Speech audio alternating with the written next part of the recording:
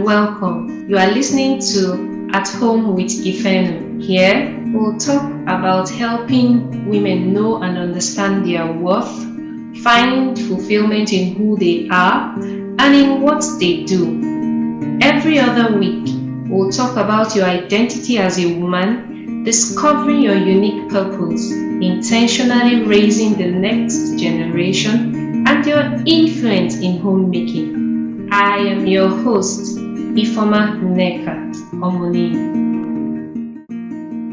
Hello and welcome to another exciting time. How are you all doing today? You're welcome to At Home with Ifeno podcast. It's a great day to be alive.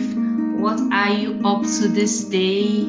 Going to work, at home, running errands, shopping, taking care of your baby, at your business, your shop, wherever you are today. Today's show promises to really be inspiring and exciting. So much is going on in our world today. And when we continue in and out of our schedule or our routine, sometimes we really forget who we truly are. We are indeed special to God. And so on today's show, I'll be talking or speaking on the topic, don't discard God's answer. Don't discard God's answer. You might wonder, what is answer, or what is God's answer? Let me start with a short definition of what an answer is. An answer is simply a solution to a problem. An answer is a solution to a problem. Do you know that you are an answer to a problem? Yes, God sent you on a mission, on a specific assignment to solve a specific problem in the world. So you are God's answer to a particular problem. Many of us might not realize this, but let me start with a short story. Now, some years ago, a young man and a beautiful lady met. How did the man meet the lady, you might ask? Okay, there was a young lady who was staying with her elder brother. And so her elder brother was fending for her, taking care. She was grown up, an adult, working in a bank. She was a secretary at that bank. So that lady had to move to stay with an aunt because her brother was traveling out of the country for business or for some personal things. So he needed her to stay with another aunt of hers while he was away out of the country where she resided. And so in her auntie's place where she was staying with her auntie, she had a relation too that was also staying with that aunt of hers, a man. And this relation of hers had a friend who visited him on one occasion. And so his friend visited him and started admiring this young lady. Was like, wow, this your cousin or your sister, in quotes, is a beautiful young lady. Who is she? And the young man told his friend, she's my relation. She just came to stay with this sister of mine because her brother, whom she stays with, is out of town. So she's here for some time. And so this young man, a polytechnic student, he was in a polytechnic undergraduate, just admired the lady and really went interested in knowing more about her admired her, that she was a beautiful young lady, liked her disposition. And so a relationship began as the young man kept coming to visit the lady and things like that. After a while, the young lady that was staying with her auntie had to go back to her brother's place because her brother was back to the country. During her stay with her brother, she had a disagreement with her brother, and it resulted to some fighting, and she got injured in the process. So she left her brother's place out of anger. She was very angry. She couldn't bear the pain and why he beat her that way. So she left and went to someone who works in the same office where she worked and explained what happened, her experience with her brother.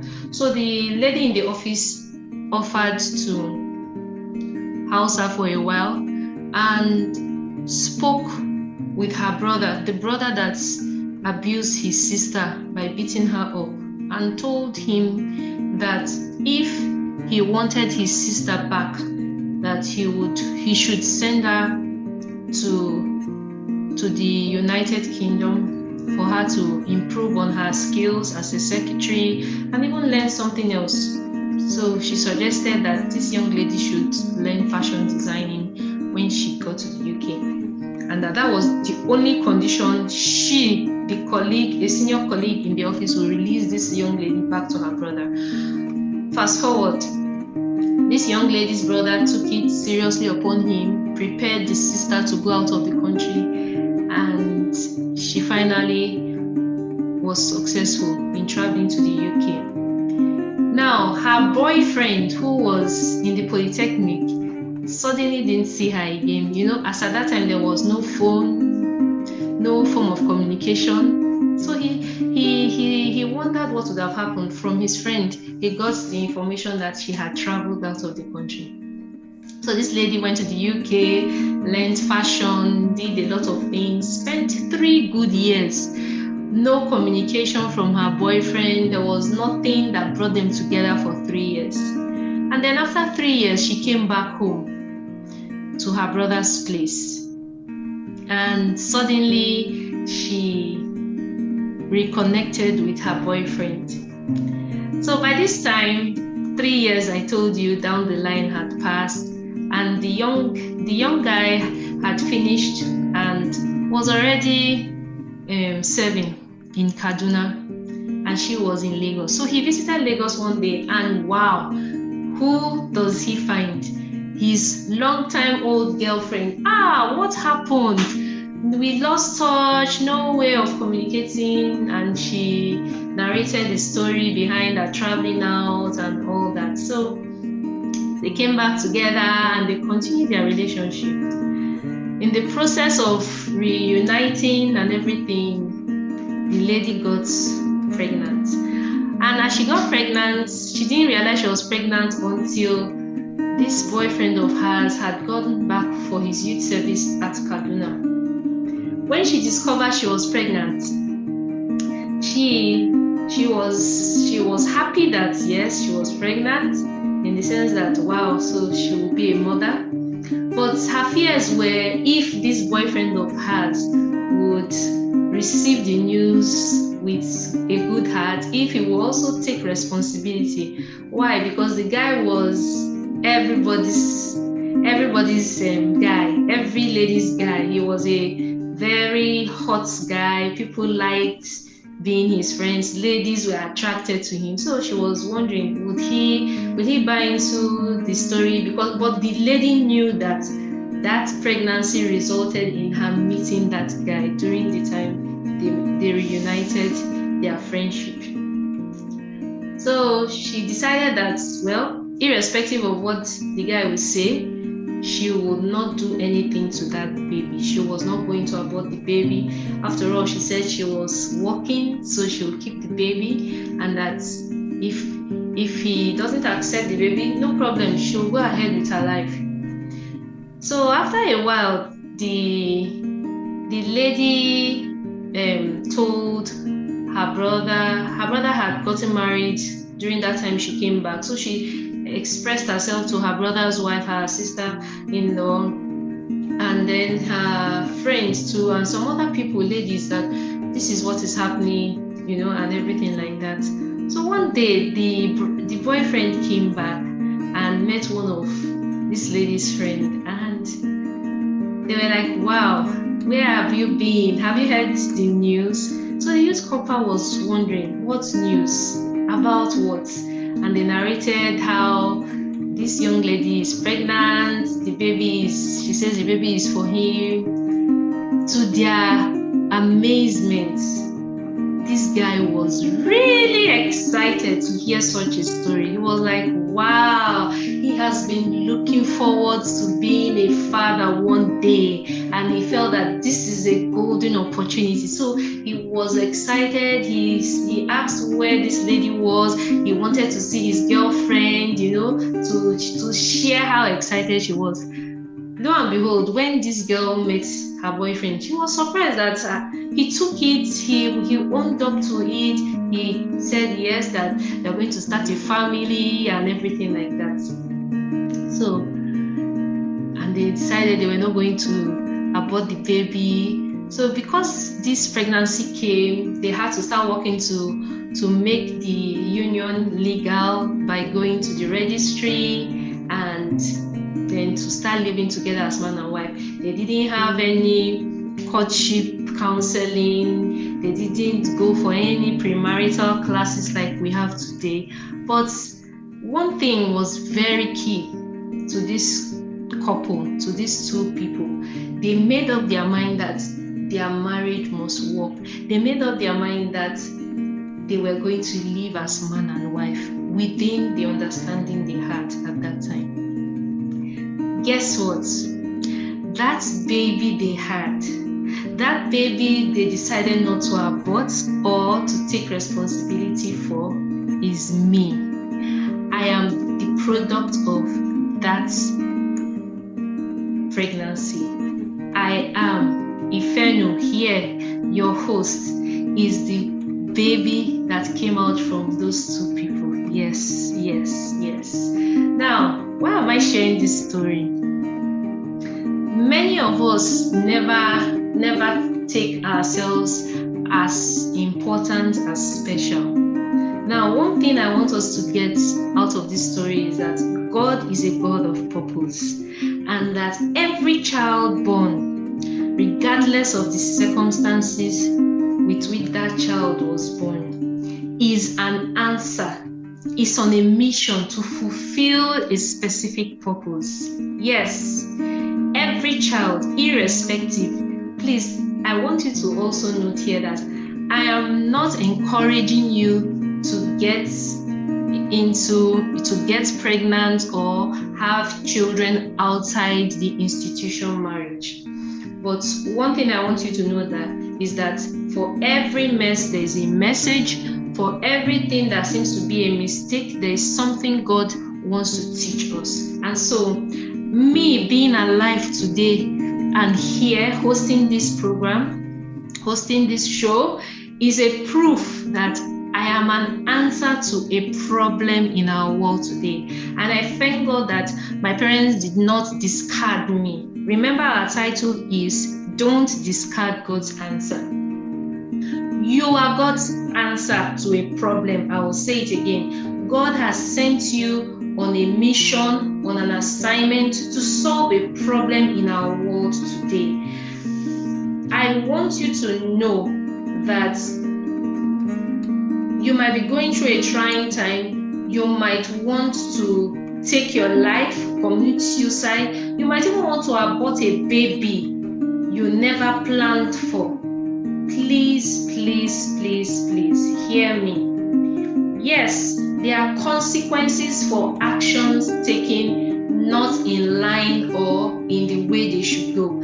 I really don't know the consequences for the actions my parents took by having me before they came together as man and wife. But one thing I want you to know is that you are an answer answer to the world. As long as you are living, as long as you survived all the evils and things that would have sniffed out life out of you, know that you are on a mission. You are God's answer, and please don't discard this answer.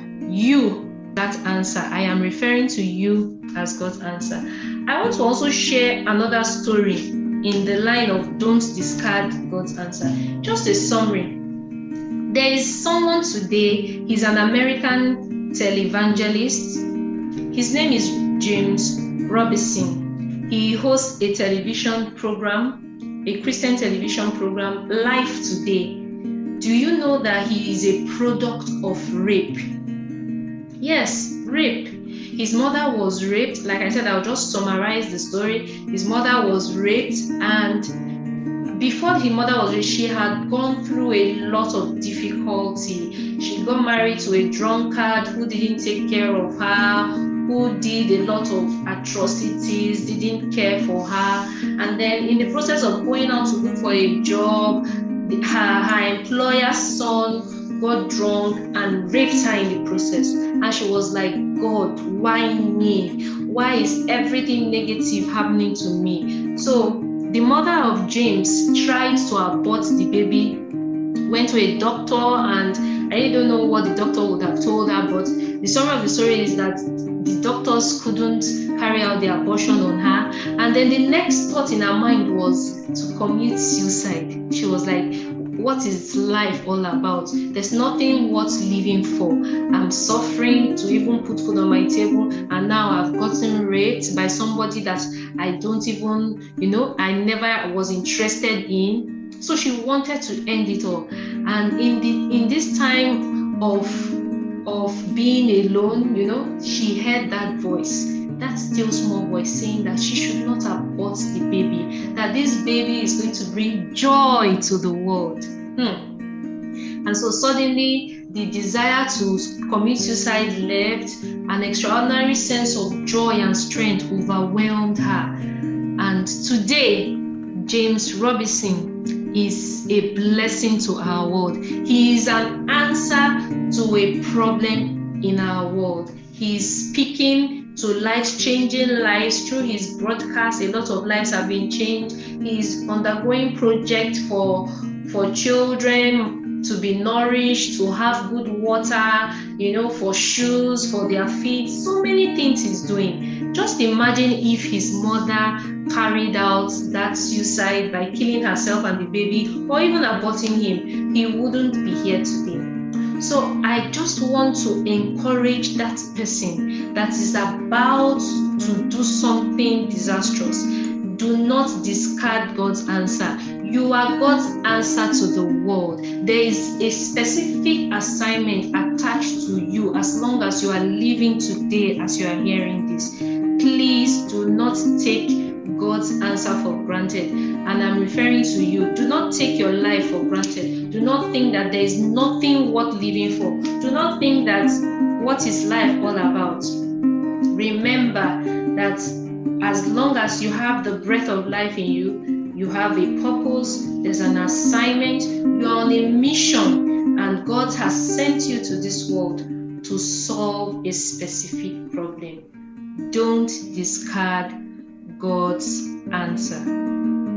Thanks for joining us this week on At Home with Ifeno. Check us out on Instagram at Ifeno17. As always, subscribe to the show to catch every new episode and leave us a review so we can continue to bring you fresh content.